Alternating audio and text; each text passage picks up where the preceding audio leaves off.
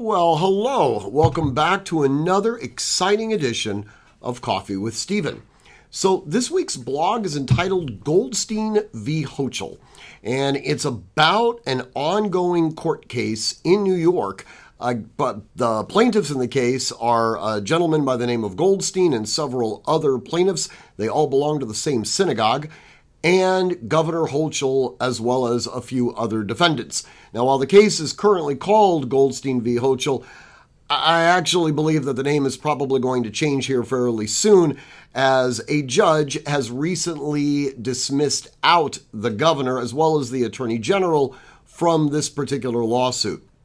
Now, I'm going to call to task this particular judge, not for dismissing the governor, although I think that was kind of silly to tell you the truth, but on the underlying reasoning for denying plaintiffs' preliminary injunction that they were requesting. So, a little bit about this case. You guys might remember that we have the Supreme Court test that was articulated in New York State Rifle and Pistol Association v. Bruin. In that test, Justice Thomas said that if you have a statute that potentially implicates the Second Amendment, it's the plaintiff's burden to show how the Second Amendment has been implicated. Assuming that they're able to overcome that threshold question, which candidly is not particularly difficult, the burden then shifts to the state to show how the regulation in question is consistent with the nation's regulatory history of firearms regulations that took place back in 1791. All right, so as a practical matter, as we've discussed many times before, it's very unlikely that a brand new gun control statute, without having any sort of analogous law that existed back at the time of the ratification, is going to withstand constitutional scrutiny.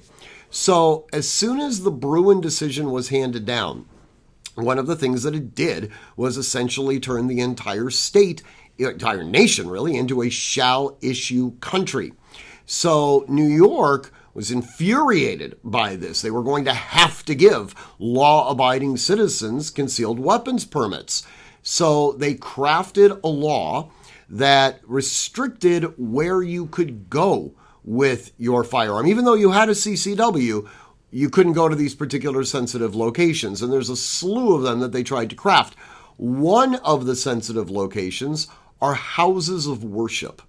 Now, Mr. Goldstein and some of his fellow parishioners actually had concealed weapons permits prior to Bruin, so they've had these permits for a number of years, and they carry their guns to their synagogue. In fact, the rabbi actually encourages that. And those of you who have studied the Jewish peoples and the types of anti-Semitism that we've had to endure throughout the ages, you could probably understand why a Jew going to synagogue may feel it's necessary to bear arms for their self-protection. In any event, with this new law, they would be prohibited from bearing arms into the synagogue, even if the rabbi encouraged them to carry their firearms. So they filed a lawsuit against the governor as well as several other defendants, asking for initially a preliminary injunction so that this law would not go into effect while the case was being litigated. So Vernon Broderick, the judge in this particular case, gave his ruling on the preliminary injunction about a week ago. And in that ruling, he said, I'm not going to grant the preliminary injunction because I don't feel that the plaintiffs, Mr. Goldstein and his friends, are going to prevail on their Second Amendment claim. Essentially, he argues that it's perfectly reasonable under the scope of Bruin that the state regulate where you can and cannot carry guns, and he sees no problem with houses of worship being construed as sensitive locations. After all, and this is the kicker, the country has a rich history of firearms regulations, specifically prohibiting the carriage of firearms into particular locations. Now, while he has been instructed by the Supreme Court to look to 1791 as the time frame where these types of regulations had to exist, he says, I can't find any back in 1791. But I find a whole slew of them in the 1950s, 60s, and 70s. So I'm going to essentially ignore the Supreme Court in its entirety, and I'm going to focus instead on these 20th century regulations. This is exactly what Bruen was designed to prevent from happening. So the judge is essentially making up his own law. And there's one particular footnote in the decision that just absolutely infuriated me, but goes to show the mindset of this particular jurist. He opines that this requirement that courts become arbiters of history is extraordinarily problematic. Judges are not historians. They don't have a rich academic knowledge of how to engage in historical analysis and blah, blah, blah, blah, blah, blah, blah. And there's going to be all sorts of competing historical views, and the courts are simply not going to understand how to be able to operate and really come to the conclusion, ultimately speaking, that the Second Amendment is utterly worthless, because that's what he ultimately wants to come to decide. I not to be too blunt here, I call bullshit on this, okay? Almost every single jurist that exists is, to an extent, a historian. And I would even go so far as to say that if there is a jurist, whether they're a member of the bar or also sitting on the bench, if they are not motivated by history, they should turn in their bar card, okay? We are a nation of laws, and these laws developed through the historical record.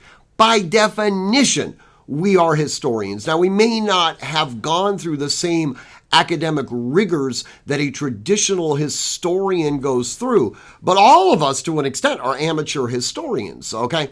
More importantly, what we really are deciders of evidence. We look at evidence and we come up with a valuation on that evidence. If there are two academics that have competing views, then and they're diametrically opposed to one another, then it is incumbent upon us to do some deeper research to find out whether or not these views are being inspired by economic gain, by political ideology, whether or not they actually do in fact comport to one another. We always engage in an evidentiary analysis before we simply decide that we're going to give it some sort of heavy validated weight. All right. So the idea that he posits that a judge not only is not an adequate historian, but also that a judge, I guess, is incapable of determining whether or not evidence that's being presented to him actually has some sort of academic veracity associated with it. It implicates the entire judiciary.